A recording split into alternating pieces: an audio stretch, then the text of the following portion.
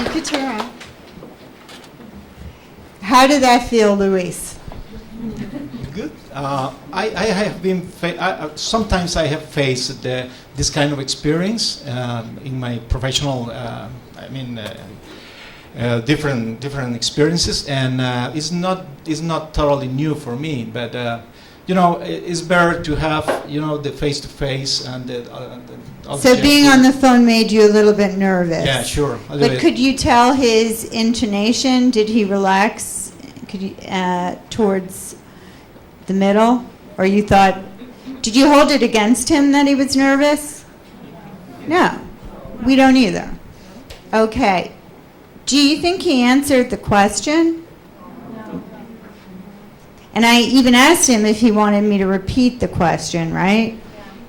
First, he sort of started talking about teamwork, right? Yeah. And that can be okay in the sense that you can pick a few examples and you might be able to use them both for teamwork and or planning and organizing. But you need to answer the question. If I'm asking him about planning and organizing, you might have one sentence about we were a team and we had to, have this project or this strategy, but my role in the team was this, and how I planned and organized was first I held the meeting.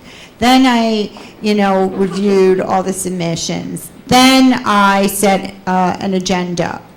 Do you think you got a clear idea of what his role was in planning and organizing?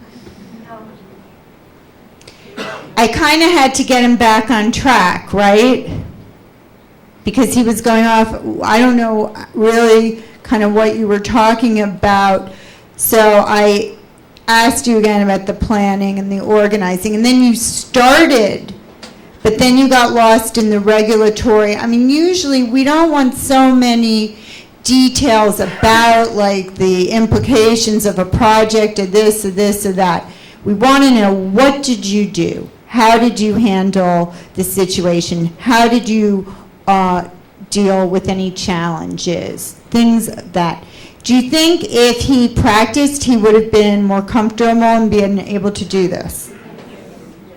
He seems like he's very organized, and he has a lot of experience, 20 years. So,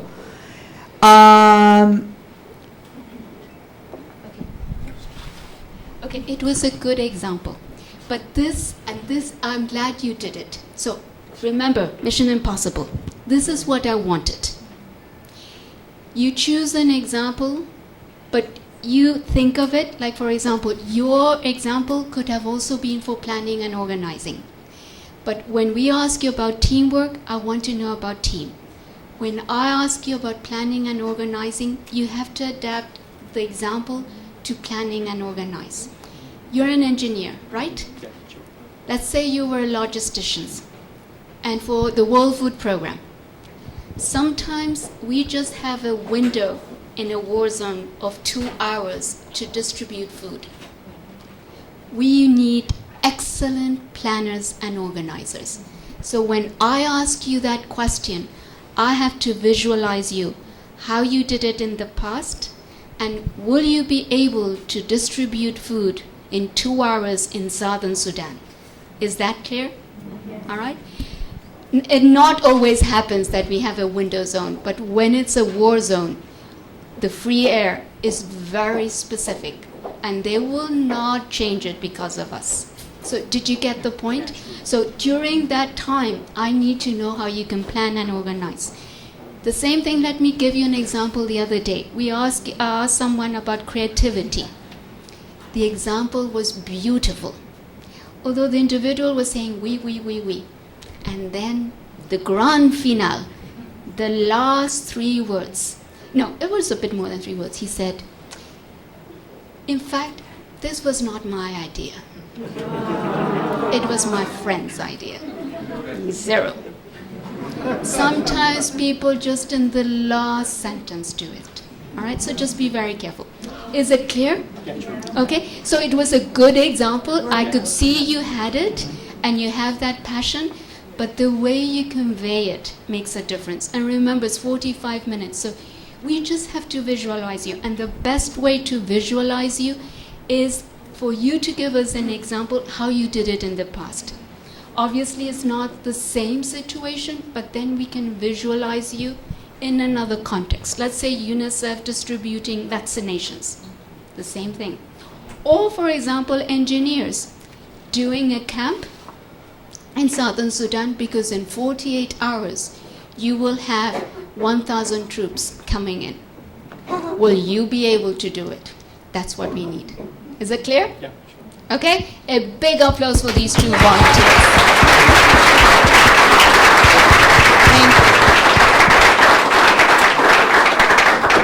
Okay, I'm very grateful for the two volunteers, and you had different situations. But is it clear why you need to practice? All right? And you can choose the same example for different, but listen and adapt. Don't think that the questions are going to be so simple. The higher you go, the more we are going to probe you, and we just need to fit. So now we're going to open it to questions and answers. So let's do one thing. Let us start by this group. And I will start if the person, what's your name? The one that for Mercy? Sergio, I'm going to give you the first chance. Do you have a question? Because I want to know if there is a chance of working here as an internship without a salary. Just I have all my time from Monday to Friday all full because of my jobs. But I would like to help this institution as a volunteer, just for help. Okay, we're going to take 3 questions. So is there anyone else in this group that has a question? I would like to know what were... Oh, wait 1 second. I think if we don't give you the microphone, it won't get taped. Sorry, I forgot.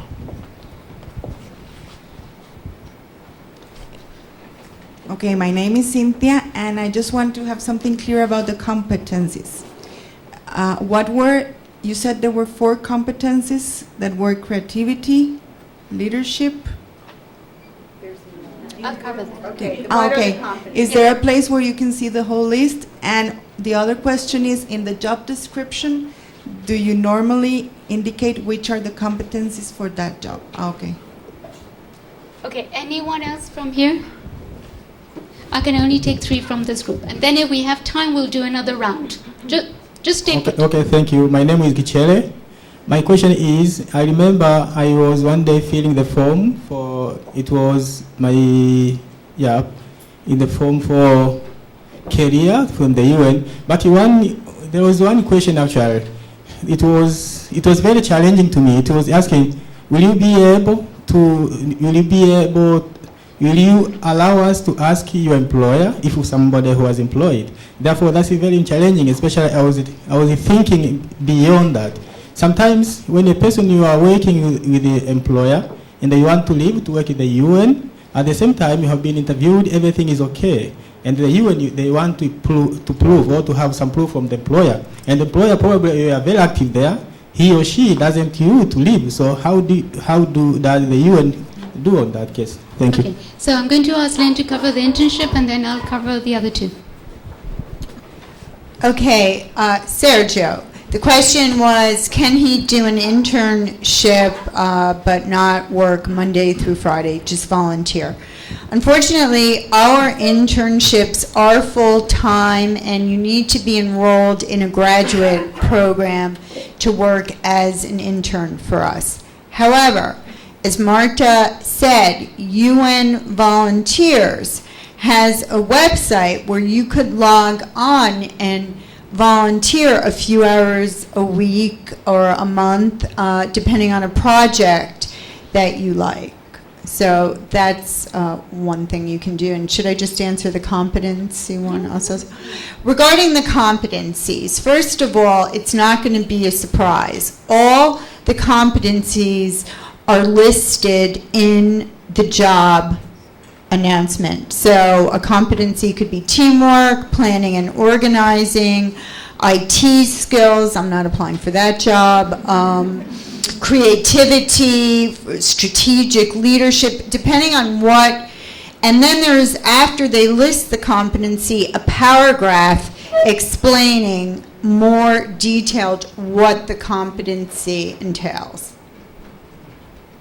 Okay, and there are a good number of competencies, but for the job, it will be the most important. The 4 or 5 most important. Let's say creativity will not be in all of them, but it will be for a graphic designer. It could be also for communications. It depends. On the issue of the employer, we will not contact your employer until you have given us the green light. But if the offer is made, we will have to check. We will have to check all your employment record, and we will have to check your current employer. So if you tell us yes, we may do it through the process, but normally we will ask for your agreement before we release anything. All right? Let me take this group. 3 questions from this group, and if we have more time, we will go over. So I have the lady in green who had volunteered. So just as I did with the Sergio, let me ask the Australian, and then we'll do 3 from here. Over to you. Thank you. I'd just like to ask if you can give us some insight into your gender roles in the UN, and as they go through the levels, any reflections, any trends, any improvements, just some real particular insight, because we all know what organisations look like elsewhere, and so it'd be quite valuable to see how it is in your organisation. Anyone else? Okay, so what's your name? Sorry, Giselle. Giselle, you choose your next one. Okay, thank you. My name is Terry, and I have one quick question and then like a serious question. Regarding the YPP, you said that you were not having it this year in this country. So I was wondering if you're going to have it, or is Panama included in that list? And secondly, I wanted to ask if part of your experience is or was created when you were working for a religious organization. So if that's the only experience you have, how could you rephrase it, like to not be religiously oriented? Okay, and then can you choose a gentleman from the 3 gentlemen? Put your hands up. Choose one of those 3.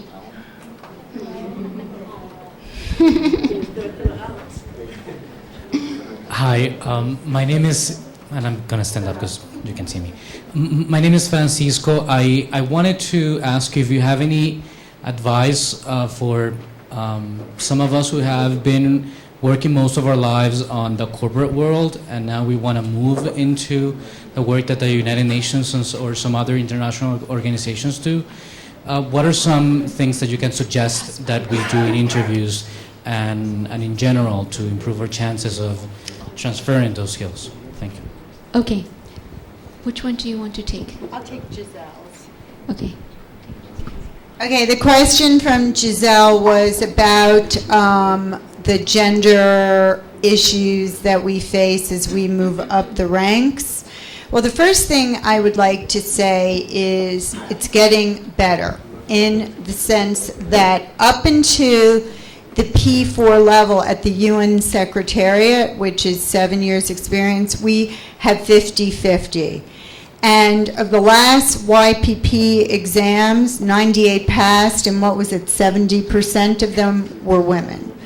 So as it gets higher, and particularly in some duty stations, such as field locations, it is more difficult. And also, what I found is women, internal and external, do not apply in the same numbers. But the Secretary General has a policy where for the most senior level positions, at least one qualified female candidate must be recommended. So if they don't have any, they would have to re-advertise. Then you have certain agencies, funds, and programs which are better with gender parity, such as United Nations Population Fund has 50-50 gender parity. I'm sure UN Women has 50-50 gender parity, and probably actually needs more men. So it depends a lot on the mandate that attracts women. But being a woman, I wouldn't say we need good women. We encourage women to apply, and if they're good, they will have equal, if not better, chance than men. Thank you. The question of Panama is not included in the exam, but there are a number of nationalities. And if you are that nationality, you can take the exam wherever we will have an examination center. So let's say there was someone here from Spain, all right? If you're from Spain, you don't need to travel to Spain. You just have to choose a nearby examination center where you can go and take it. So we don't oblige you to go back to your country in that sense. Regarding the corporate world and how after serving in the private sector, you come. I'm going to ask someone in the audience who works for Unicef, because we both have had 20 and 28 years of experience in the UN. But perhaps it's good for you to know that some of us join after a lot of experience outside the UN. So it's not impossible. And so this person does have private experience. So I'll ask him to tell you what has been his career and why he joined the UN and how he did it. Okay? He works for Unicef in Panama, the regional office. Hello, good afternoon. Been working for Unicef for a year and a half now. I'm 47 years old, Spanish. Studied international relations, then went into journalism. Worked also in the European Parliament for 7 years, set up my own company. Then worked in an expo and International Forum of Cultures. Then went to a multinational company, NGOs, and then finally, after about 13 years applying for the UN, over 50 CVs that I have in record in my computer, I got my first offer for a 3-month contract. Okay, so I think that's also one of the messages I would like to convey. It's not just about full-term posts. You can be very helpful to society. You can feel well with yourself and at the same time have a professional career. Sometimes you can start as a full-time job, but it's not that easy. I mean, it took me 13 years persevering because in my mind I knew I wanted that. I studied international relations, went to boarding school from the age of 12, studied in my university in Paris. And somehow the way I was raised, it was this international career. So there are many paths into the UN.